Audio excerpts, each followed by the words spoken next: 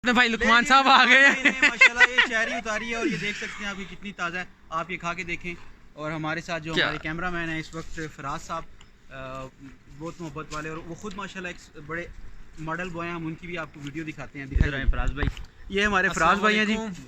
और फराज भाई बड़ी मोहब्बत से वीडियो सबकी बना रहे थे।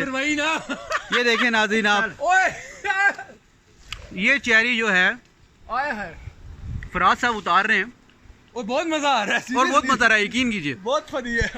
और यहाँ से ये देखें, ये इस वक्त पूरे पाकिस्तान का कॉम्बिनेशन जो है ना जी मौजूद है हमारे पास। आप ये दूर से देखें व्यू कि ये हमारे लुकमान भाई ने कैसे उठाया जी फराज भाई को। क्या बात है, क्या बात है, वाह। और चेरी देखें आप क्या लगी थी, लगी थी कहाँ है? ये आगे आजा आजा आजा आजा।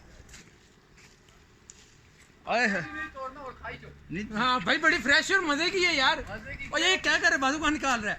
उधर जाने तो मैं गिर जाऊंगा। 10 दाने खाओ और मजा पाओ। क्या बात। चलो उतार दूं। नाजरीन आप देख सकते हैं कि ये हमारा इस टाइम सिलसिला है। ये जो नहीं हाथ में बहुत thank you ji, thank you very much Imtiaz भाई। इम्तियाज़ भाई बहुत खूबसूरत बाग है आपका माशाल्लाह।